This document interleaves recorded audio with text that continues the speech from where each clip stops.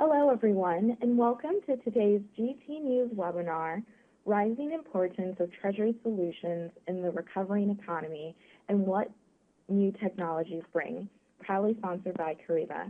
My name is Tarika Adams, and I will be your host. Our speakers today are Julie Norquist-Roy, CMO of Kyriba, and Brian Summer, President of Vital Analysis. Before we begin, please listen to the following housekeeping points. If you experience any technical difficulties, please type them into the Q&A panel located on the lower right-hand corner of your screen. There is a WebEx producer on call to respond to your message immediately. Additionally, questions for the speakers should also be typed into the Q&A panel. We will address as many of those as possible during the end of the presentation. Please be sure to send your questions to all panelists. Otherwise, we may not be able to read them. Finally, this webinar is being recorded, so if you miss anything or think a colleague would be interested, you'll be sent a link to access it within the next week. I'd now like to hand you over to our first speaker today, Julie Norquist-Roy. Welcome, Julie, and thank you so much for joining us. Thanks so much, Tarika. I'm really pleased to be on this webinar today and very excited about the content that we're going to be talking about. Just a couple words on Kyriba. So we are, I think really our unique positioning is that in the marketplace, we're the only 100% SaaS solution organically developed for treasury and risk management. We're serving over 800 clients globally, and I'm overseeing marketing at Kyriba and very, very pleased to be working today with Brian Summer on this webinar, somebody that I've known for quite some time who is a frequent contributor to ZDNet, so you may have read some of his research and reports, somebody that's been in the enterprise application space for quite a few years. In fact, he has consulted with many Fortune 2000 companies in terms of the selection and the implementation and rollout of complex and sophisticated enterprise applications. He is an expert on cloud and SaaS and also has very deep knowledge in financial enterprise applications. And I think given the topic today, he's going to share some really interesting information about what we're seeing in the marketplace and kind of what are the drivers for treasury and finance teams to be more proactive in the way that they're addressing some of the challenges around cash and liquidity and risk management and how the cloud can facilitate that. And so with that, I'll be back with you. We have a few polls today, and we'll do some Q&A at the end. But from here, I'll let Brian take it over. Thanks, Julie, and thanks, everybody, for being on the call today. And there's quite a few of you, so that's always encouraging as well.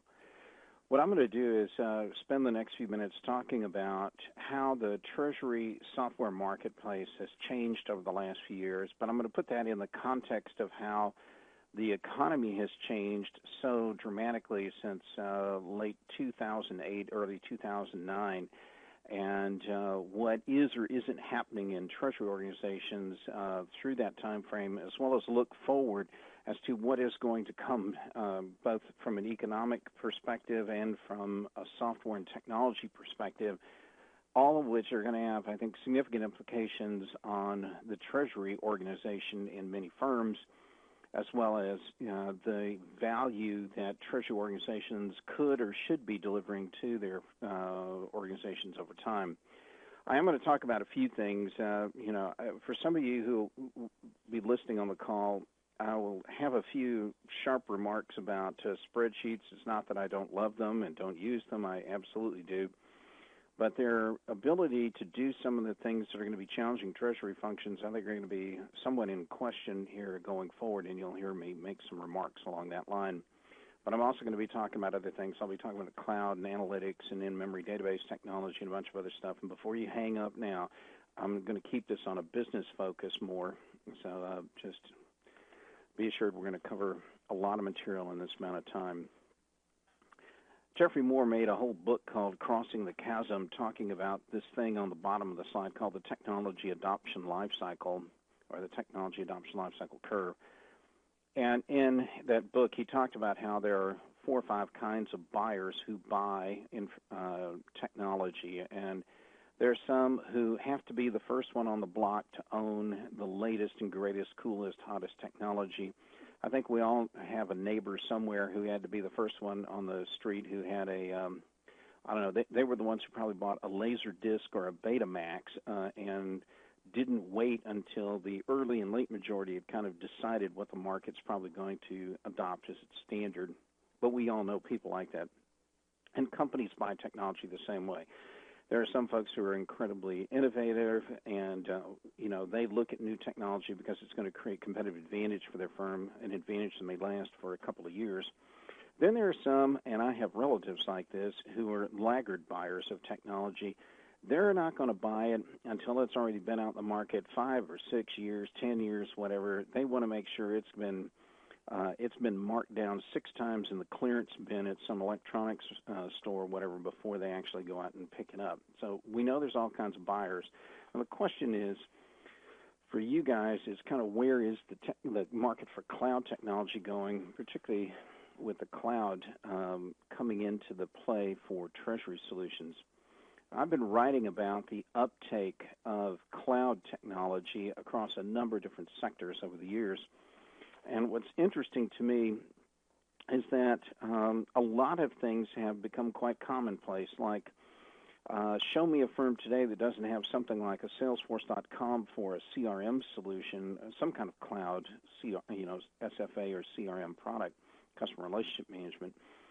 It's really rare to find them now. Almost everybody has one. It's moved now across most of the life cycle, and the last group of buyers that are starting to buy cloud solutions in that space are probably the laggard buyers.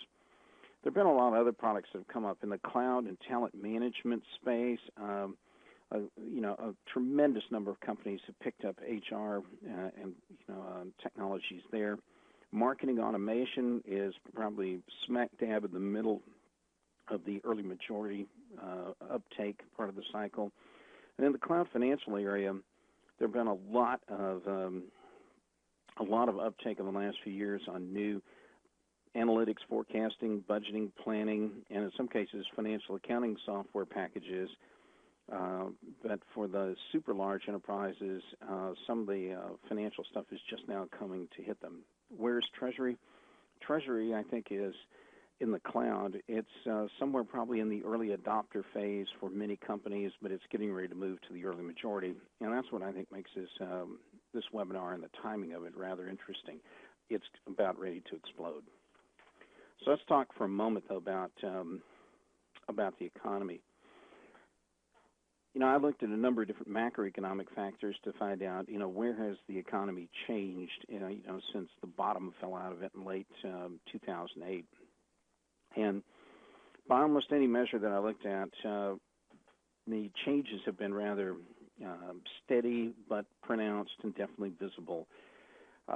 Maybe this is a recovering economy that doesn't lift all boats simultaneously or equally, but it is moving. And now this is a chart that shows GDP change, but I also looked at a number of other factors. Fidelity actually recently, just in the last couple of weeks, noted that the balances of 401ks on average have risen from a low in, I think it was March 2009, of about $42,000. This is just, I'm pulling this off the top of my head.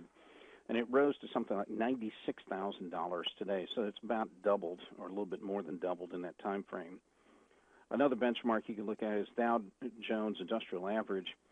At its low point in March of 2009 was, I think, around 7,200, almost 7,300.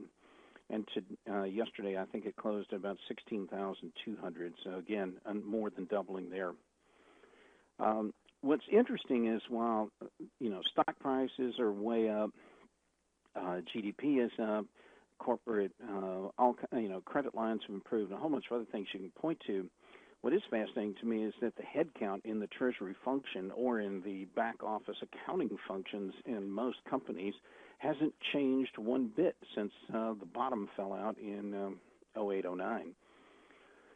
And that means there's a lot of pressure on the folks on this call to do a whole lot more work in the last few years without any net new resources.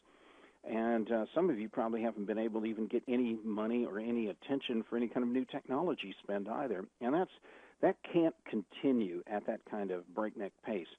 You guys are making do with a bunch of patchwork kind of things, new spreadsheets, templates. You're trying to do an awful lot more with nothing, and that's putting pressure on the Treasury environment.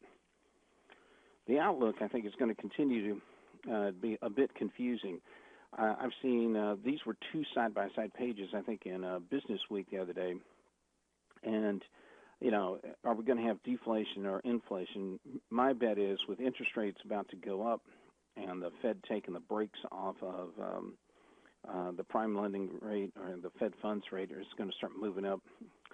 We're going to probably see interest rates going up, and that will probably trigger increased inflation.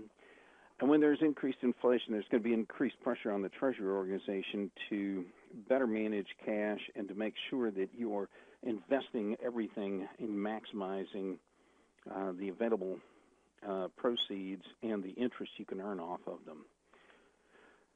Currencies are also kind of all up in the air. I think we've all heard about the meltdown, no pun intended, with Bitcoin lately, but with the loss of possibly hundreds of millions of Bitcoin currencies. But, you know, beyond that kind of anomaly, on the more traditional currencies, the situation in Crimea has certainly caused consternation on both the Russian and Ukrainian and some other currencies. Likewise, there's pressure on some other currencies because of hyperinflation, other things I'll talk about on some subsequent slides. But in addition to just what's happening with the currencies, there's a lot more stuff that's gone on probably inside your firm which exposes your company to a greater currency risk. If you're like most firms, pretty much every company I talk to today, including our small firm, we're all multinationals now. We're doing work in multiple countries. We source things from multiple countries now. We pay for things or get paid from customers, clients, and all over the planet. I have more and more interesting talks with my company's banker all the time, who's always shaking their heads like, and you're doing work with a technology company where? And you know, that's the nature of business today. That and then how you manage cash flow and how you manage all these, cash balances in every country to make sure you've got enough there to pay for those local bills. How do you keep from running afoul of any kind of expatriation of currency kind of issues is a challenge. And knowing where everything is and all the moving parts are all simultaneously is getting to be a bigger and bigger challenge. Inflation, I think, isn't just going to be restricted here to the U.S. I think you're also going to see some issues in certain other countries around the world. The stuff going on in Venezuela is particularly interesting. 56, 57% kind of interest, in inflation rates. That's pretty unreal for most Americans, particularly some of the younger generations who've never seen anything like that. And how do you manage your business and when you're doing work in countries with that kind of inflation rate? That puts real stress on the organization and the people within it. I also thought it was interesting that the cash management issues have gotten so severe in Venezuela that Air Canada, just in the last week, has pulled out of Venezuela because they cannot repatriate or convert the local currencies back to Canadian dollars, and they've got so much money tied up down there, they felt they had no choice but to just exit that market. Other air carriers may follow suit. So the challenges are definitely there and real. So let's talk about, in the Treasury world, for Treasury technology in particular, what we used to see were systems that would handle kind of basic interfaces to different kinds of critical, usually internal systems like accounts payable, accounts receivable, and so forth. That's a fairly low complexity market.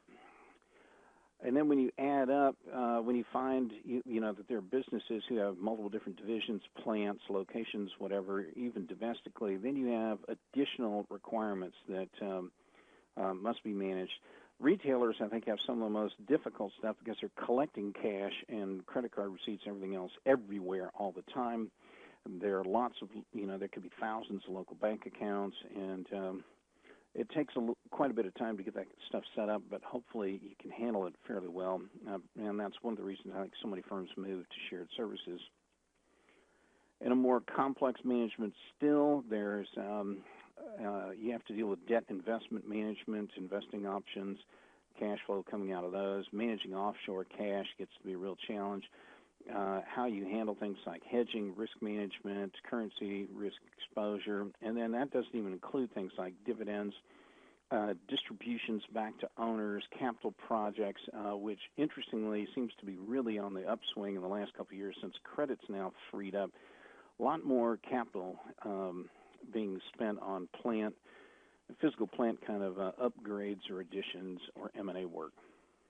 So let's do this. Julie, you think we got time to take a quick polling question? I think that'd be great. And I think, Brian, this has been a great kind of segue into the next question. There's all this complexity in the market, the marketplace, the complexity of the Treasurer's job. Let's talk about which Treasury departments are using spreadsheets. For those on the line, if you could answer the question that's come up here on your screen, and then we'll take a look at the results.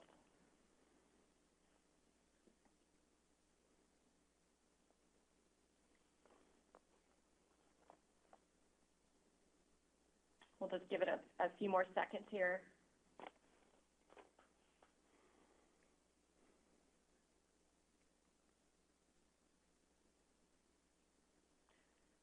Okay, so maybe we could look at how dependent is your joint Treasury organization on spreadsheets?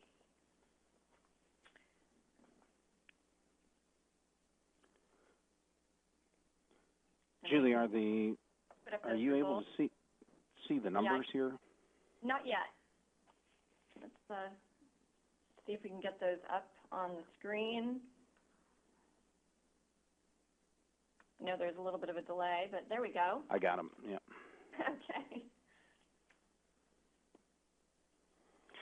Well, I wasn't surprised actually to see some of these numbers here. The fact that you use them quite a bit is fairly typical or par for the course, and in fact, between that and entirely, that makes up exactly 75% of the attendees are fit one of those two camps. That's pretty significant. I think you're going to find though that spreadsheets in and of themselves have a place. Don't get me wrong, and they're great for certain ad hoc stuff, as I'll get into in a moment. But as far as a replacement for a full-blown production system, that can be really challenging, and I think I'll jump into that stuff right now.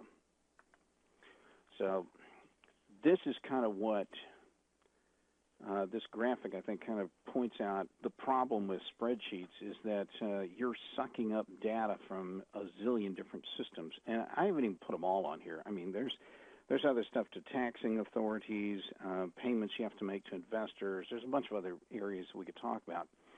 But as this one treasurer told me the other day, the problem she has with spreadsheets, number one problem is they're not real time. And with her firm having gotten very big and very global, there's something happens somewhere around the world 24/7 in her kind of cash management world, and there's no way of knowing it until you go through a very complicated set of procedures to go flush all this information and put it all together in a single spreadsheet. So she kind of reached the end of her rope at some point when the company got to a certain size. Spreadsheets just couldn't do it all because of the real-time nature of it all. So I've kind of made some of these points here. The other things I would tell you is one of the other frustrations I heard repeatedly. I sat down and interviewed a finance person the other day, and she was just pulling her hair out about spreadsheets because of things like how much non-value-added time in her organization is wasted trying to track down and debug problems with spreadsheets and spreadsheet templates.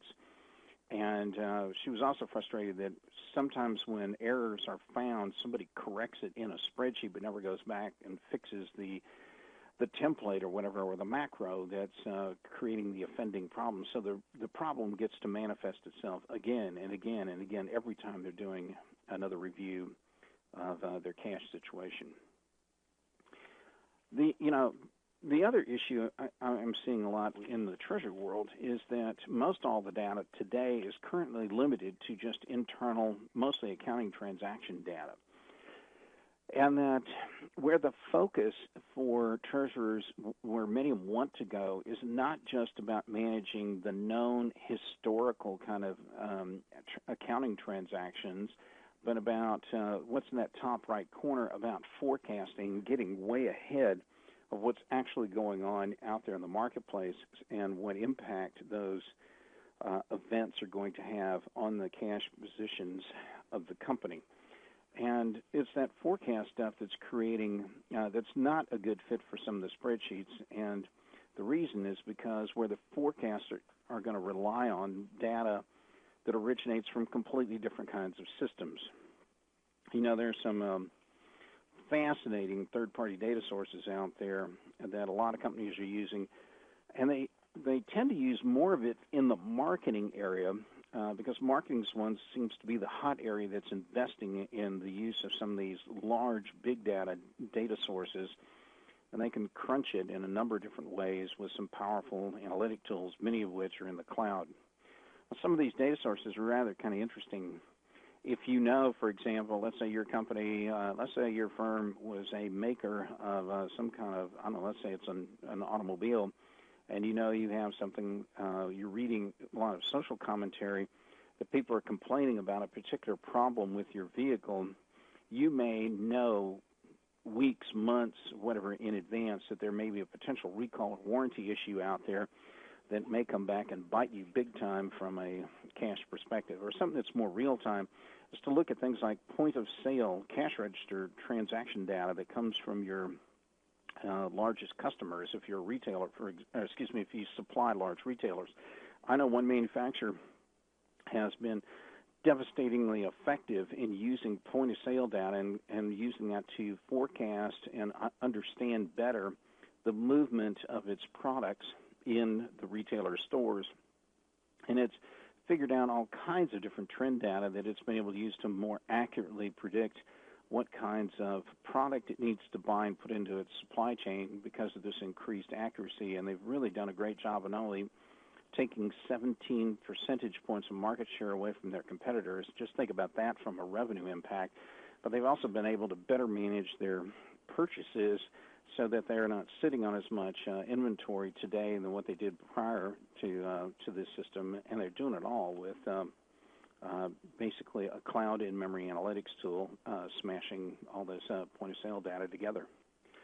But there are other kinds of cool things. There's weather data, and I find retailers use that all the time. They can look at weather data, and they can compare that to seasonal financial information they've collected over the years, which can be quite voluminous, and they can put that in a single in-memory database and produce economic models of what's likely to happen in their stores, many of which they use to actually calculate and determine what the appropriate staffing should be in each one of the retail stores based on weather forecast information.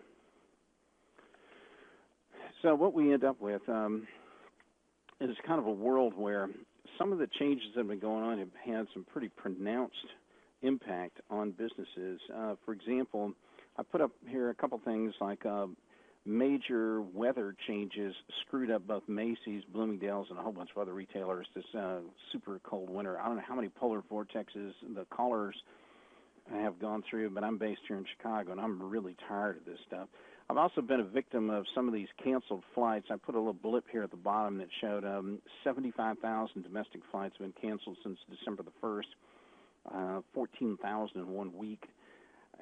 If you were trying to manage the cash impact on that, the Treasury impact of those cancellations on your firm, if you were an airliner, just try and think about all the things you'd want to model and see what that's going to do to not only cash, but actually could even impact earnings. I'm sure it impacted earnings for those companies. So how well your system can handle some of this stuff is really quite interesting. Do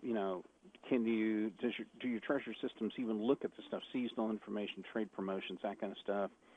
How do you get data if you have a whole bunch of disjointed banking technologies? One of the things that's really apparent, and I know you probably know this, is the banking technology solutions that banks will make available to your firm are about as varied as the day is long, and you're interacting and interfacing with just reams of them if you have any kind of geographic presence out there in the market. So how you pull all this together and how you see what's really going on has been a challenge.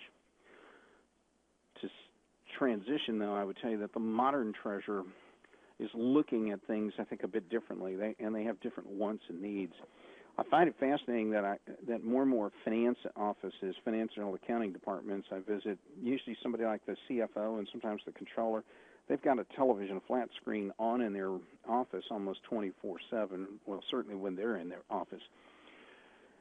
And they watch the news, maybe muted, but they're watching it because they know they don't get certain things from their ERP system. In fact, if there's anything that this current economy and the future economy are pointing out to me, is that the data and the timeliness of information that business executives need is not going to come from ERP first and foremost anymore. That it's a great initial source of information, but a lot of extra stuff is required, and that's what's really driving and shaping a lot of the business decisions that companies are having to face. I think the other issue is that the Treasurers Group is going to find increasing pressure on them to minimize exposure to currency fluctuations. They're not going to get, you're probably not going to get approval to add more headcount. I don't care how much the business is growing and booming.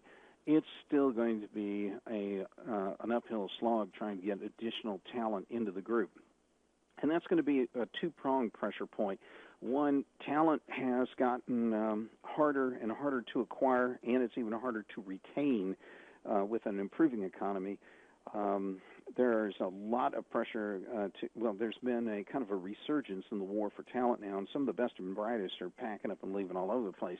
So you're going to be challenged just to keep your headcount constant, and you're going to be challenged to see if you can get approval to add more in there. You're also going to get challenged to produce more kind of what-if scenarios, and you're going to find that things like spreadsheets really aren't the best tool to do a lot of that what-if planning. And lastly, you got to do something about this rat's nest of technology that you're trying to get information from. And that's because I think there's going to be the stuff you see on the top left here, which is the world you're probably very familiar with. Then there's going to be all the stuff on the top right, which are all these new giant data sources coming in. And these things are just massive in this sheer quantity of information that's available and the speed with which some of this information is firing out there into the world. And you don't want to rush out and buy a bunch of one-off tools that solve like something that lets you go parse data out of like social media, and then you go get a different tool that does planning and a different tool that does analytics and a different tool that does in-memory stuff or data warehousing, whatever. That's not what you really should do. You've already got plenty of tools. The problem is you need to collapse down the number of tools and get fewer tools but more powerful tools is where you need to go. So before I start talking about some of the going forward points, let's, Julie, can we fire up this second polling question? Sure. So you'll go ahead and see here on your screen the next poll question, what is your single largest issue facing your Treasury systems environment today? And we'll be interested to hear your thoughts on that if you could take a minute to respond. In the meantime, just to comment on some of Brian's content to date, we're working with many of our clients today on kind of the maturity model of Treasury, and I would be also interested to see if you've got any questions for the Q&A, feel free to send them in regarding the trends in the marketplace or some of these data points that Brian's brought up, things you're thinking about your Treasury.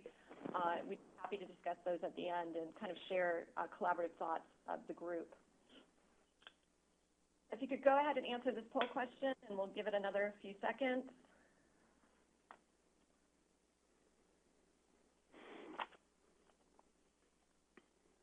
Okay, why don't we go ahead and display those results?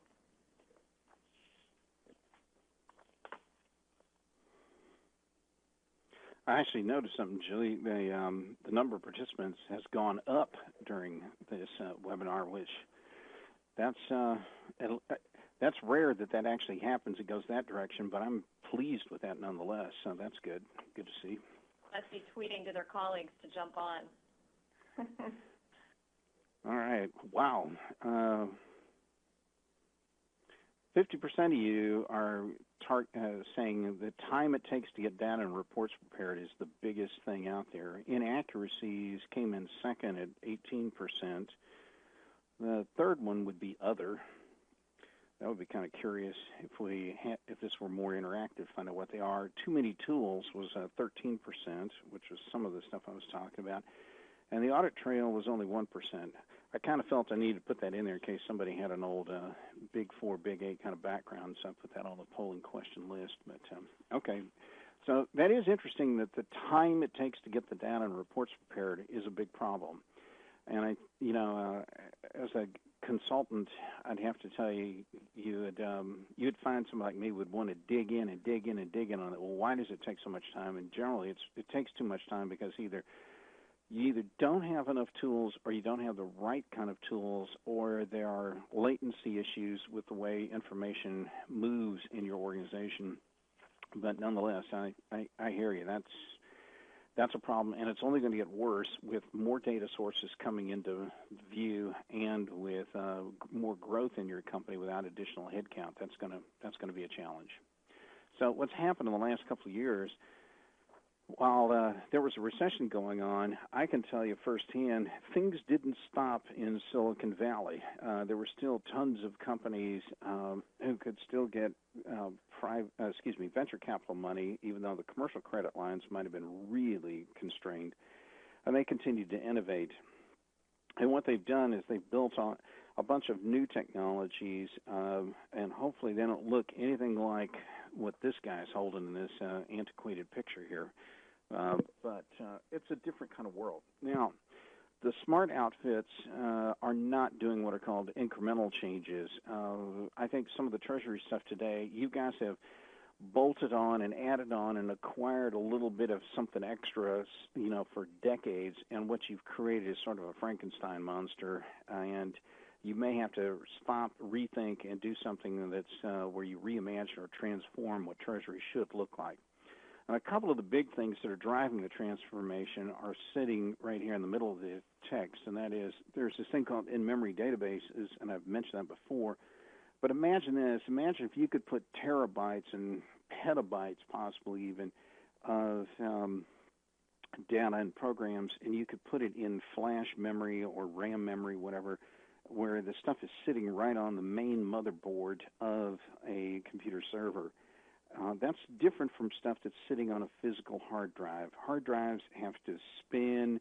You have to wait for the record to align with the read-write heads of a drive. And I know you're going like, what is he talking about here? But let's just say fixed disk drives are slow when it comes to being able to read information off of them, then to go move it in a memory process and then write it back out to a hard drive. That just takes a lot of time.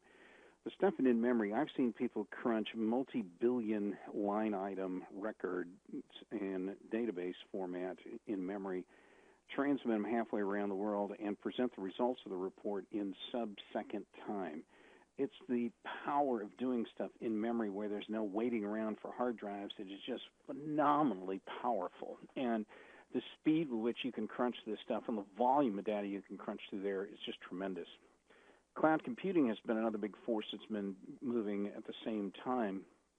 And what's really advantageous here is, as a Treasury organization, you may have peaks and valleys of when you do and don't need a lot of computing power to crunch certain things. And rather than your firm buying all of this extra computing capacity that it only uses every once in a while for some of this peak demand, to have the access to these very scalable and instantly usable resources on demand is quite powerful and quite cost-effective from a capital perspective as well. And we're seeing the emergence of large financial planning and Treasury-related suites. So those things have been going on while the economy was kind of tanking. And what they're doing is they're making treasurers rethink the whole strategy of going with bolt-on kind of technologies as an ongoing strategy. So the new market, what it permits is virtually near instantaneous kind of modeling capabilities across these massive data sets. And you can now model things that are both financially and non-financially oriented, and you can triangulate them, correlate them. You can test out different hypotheses, you can model stuff, and you can do this in a highly scalable fashion where you don't have to call up IT and get a whole lot of help or schedule something to run in some odd hour in the middle of the night. The other nice thing is with the analytic powers out there, you can let the analytic applications actually spot the anomalies for you, and they can bring different opportunities, whatever, to your attention in virtually real time. It's a different world. So what's gone on now is we're kind of replacing a lot of that clutter where spreadsheets were the center of the universe. We're going now to something where there's an integrated treasury and financial planning suite that's probably going to be the greater collecting point, the hub, the nexus, whatever, where the information is going to be. And these suites are going to be cloud-based. They're going to have in-memory database capabilities, and they're going to have built-in analytics capabilities to go with them. So when you do that, these suites then have the power and the addressability and everything else you need to actually crunch your traditional kind of data on the top left of this slide, along with all these new kinds of massive big data sources that are coming up in the marketplace and are becoming more and more available to all kinds of firms in all kinds of industries. And it's fascinating when you step out of the normal inwardly focused world that a lot of accounting operations are based in a lot of firms, where they're constantly dealing with internal accounting transactions and data. And when you start stepping out and seeing the possibilities of the other information sources that are out there, I think it creates a whole new perspective other leaders and management of a company will have about what Treasury can bring to the table. So that brings us to our third polling question. Julie, you want to set that one up? Sure. So hello again. So does your organization have a mandate for moving enterprise systems to the cloud? So kind of following up on Brian's discussion about all the data that you have to take a look at as a treasurer or finance department member. Let's take a look at this next poll, if you could take a minute to respond.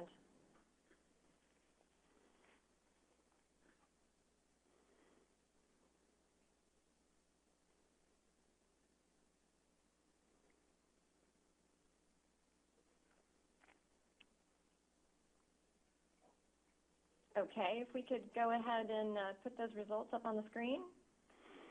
Yeah, what this question's really getting at is different companies are going to want different flavors of how they probably want to move to the cloud, and some may or may not for whatever reason. That's kind of that could be a whole webinar in and of itself. But I am kind of curious what kind of answers we're getting here. Wow. Well, for the audience, 77% of you said you weren't aware of any policy that dictates one way or another what direction you're going to go relative to the cloud. The next closest, almost a tie, were B and C at 10% for the IT wants web-enabled systems, and and 3, which is we've been told to keep all systems in-house at 9%, and then last we had 4%. Wanted to migrate everything to software as a service. Interesting. Well, it sounds like there's a lot of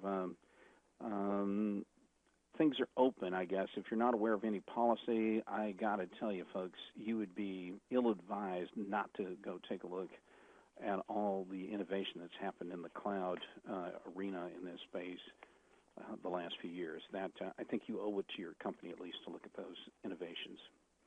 So let's talk about what the treasurer, I've just got a couple more slides on this. Treasurers, I think, going forward in their departments, they're going to have to deal with increasing volumes and types of data that they have to review. The velocity of change that's going on in their business environment, and even within the technology and the data sources that are coming up, is only going to continue to increase. And I also think that the international footprint that companies are going to have to deal with, and the international and the diversity of different kinds of technology and data sources, they're going to increase, as will be, I think, just macroeconomic changes and adjustments, as a more globally interconnected economy is going to always bring additional implications on the implications and pressures on the Treasury functions and businesses, no matter what. The other piece of the pressure is I think Treasury is going to be put under pressure to reduce reaction times for getting answers and suggesting strategies to the executive committee and beyond. And I also think they're going to find increasing pressure put on them because of computing constraints with the existing tool sets that they have in-house today.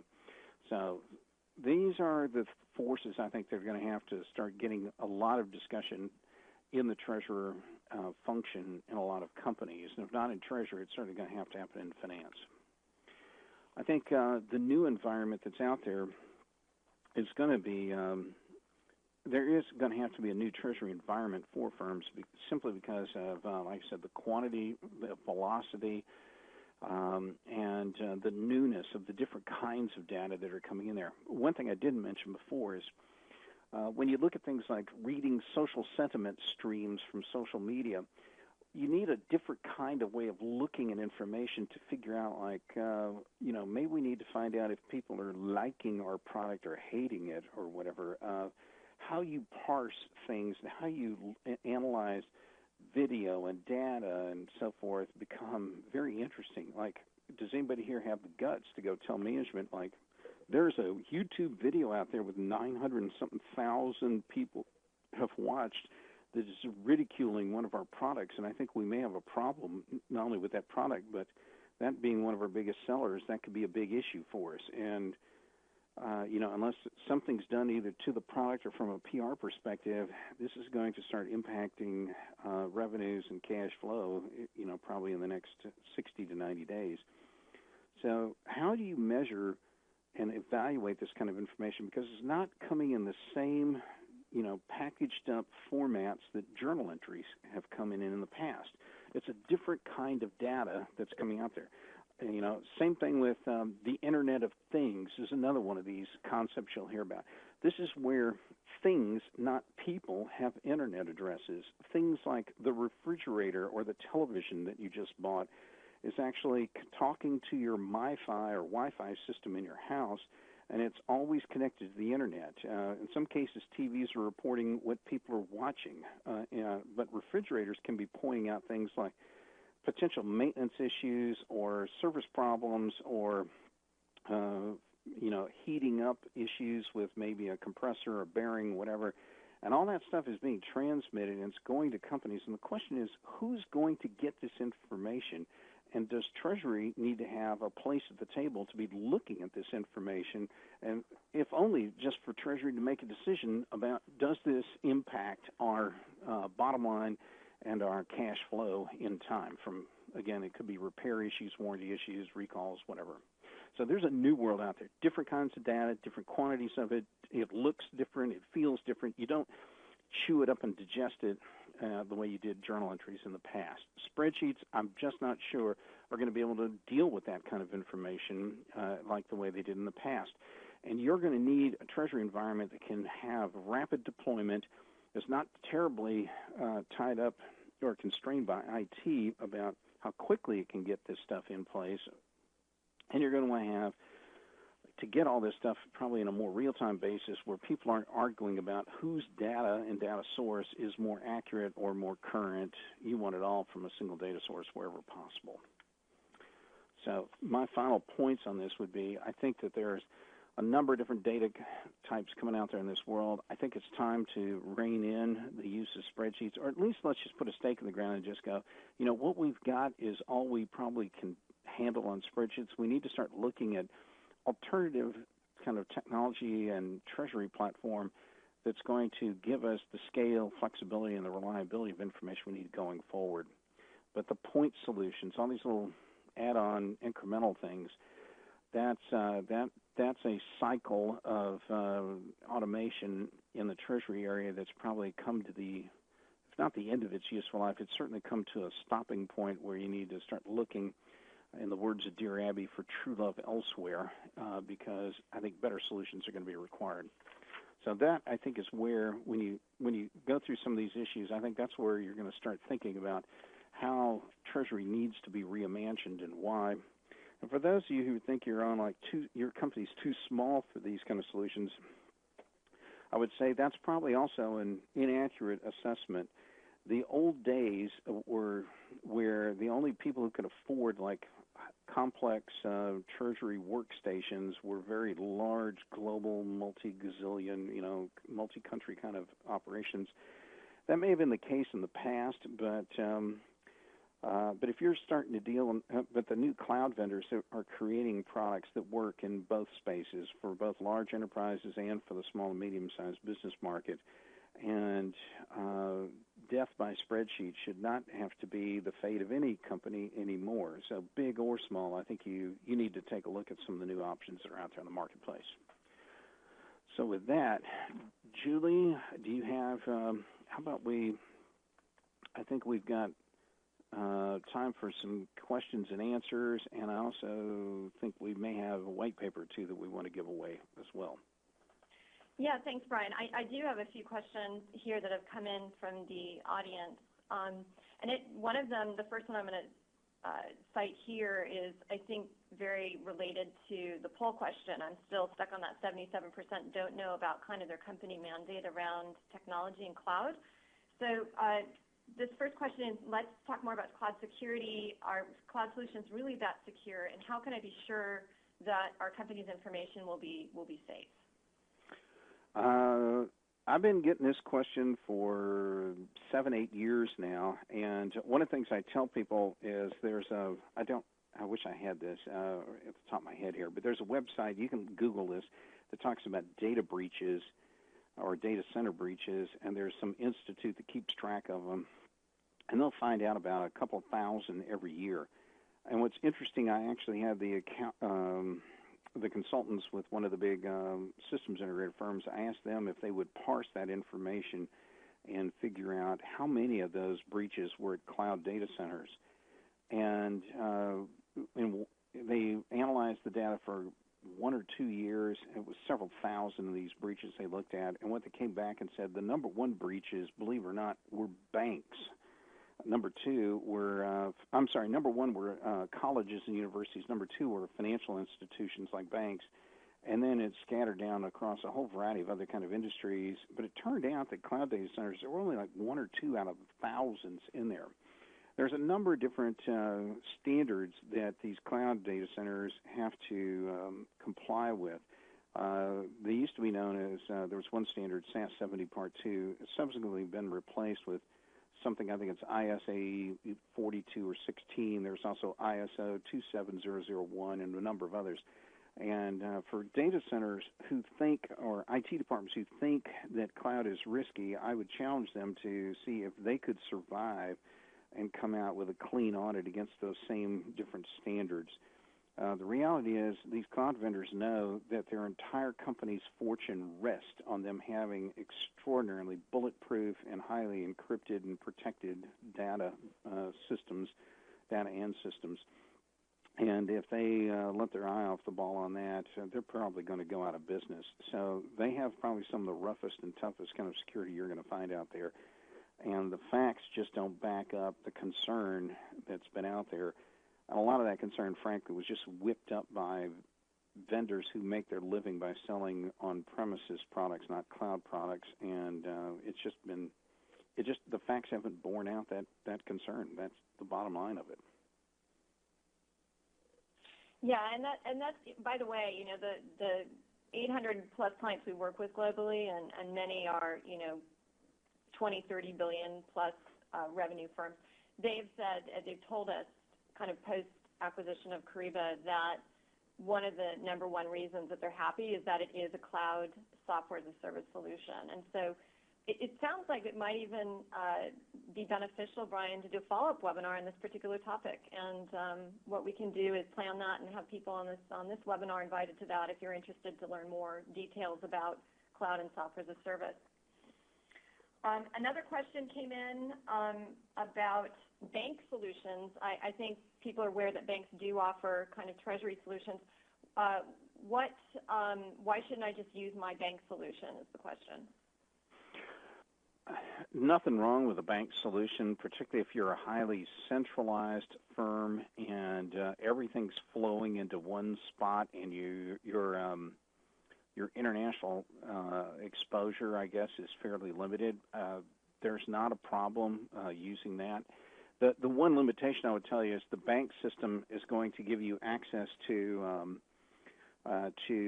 your banking transaction information and bank balance stuff, which probably solves a big chunk of your problems, but it's not going to deal with the ability to handle all these new data types that are coming up and coming available to corporations.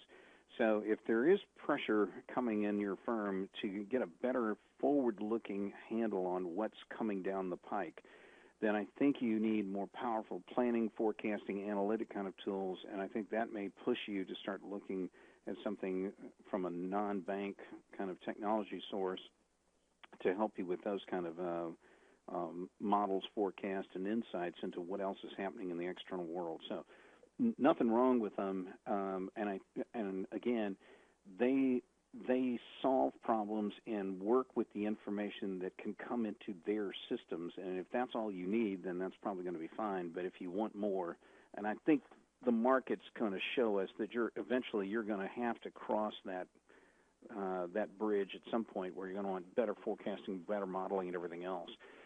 Then I think you're going to want something a little richer. Yeah, and so another question kind of related to the cloud question, Brian, is how much would if I had a cloud solution, software as a service solution, just for clarification, how much would I need to use my IT department? Because it sounds like, and what we're hearing from our clients is that a lot of times they don't have access or the availability of IT. Well, the fascinating thing is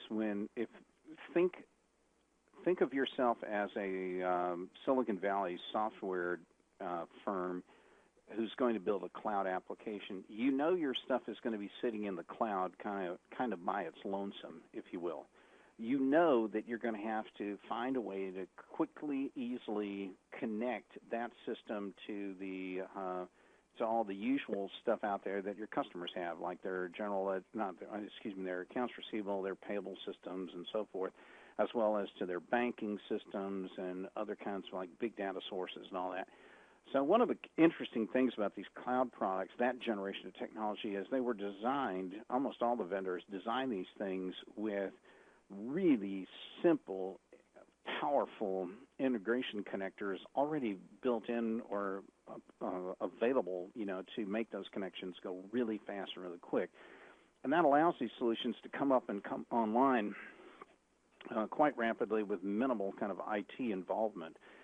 And that's a real change from what happened years ago, where anytime you bought a new system, not only did you have to get IT involved, but IT was usually heavily involved because the software vendor may have designed a system that was designed for one kind of like computing hardware and database management system and a whole bunch of other stuff, and your IT group had to do a lot of work to make sure it was going to actually run in their hardware and system software kind of configuration and make it all snap together.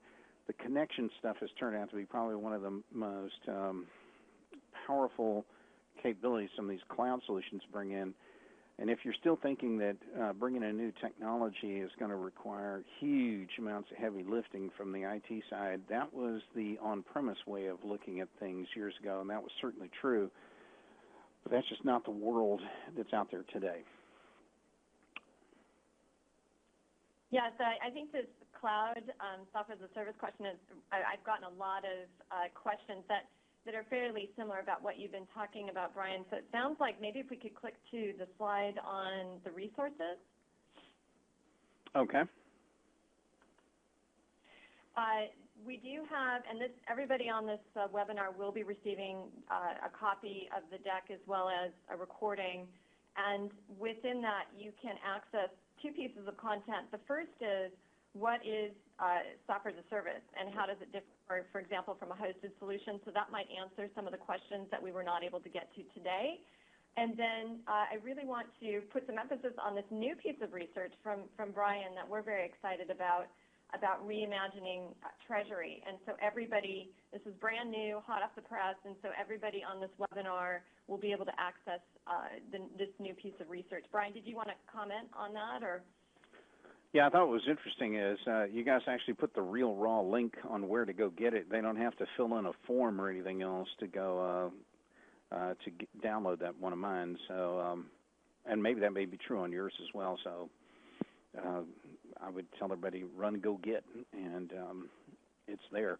I cover some of the same points that I cover here, but there's a lot of other additional data. I mean, that thing's, I don't know, 11, 12 pages long. There's a lot more in it, and some additional, there's a lot of other additional material that we didn't get a chance to cover in today's webinar, but by all means, take a read through on that one. Great.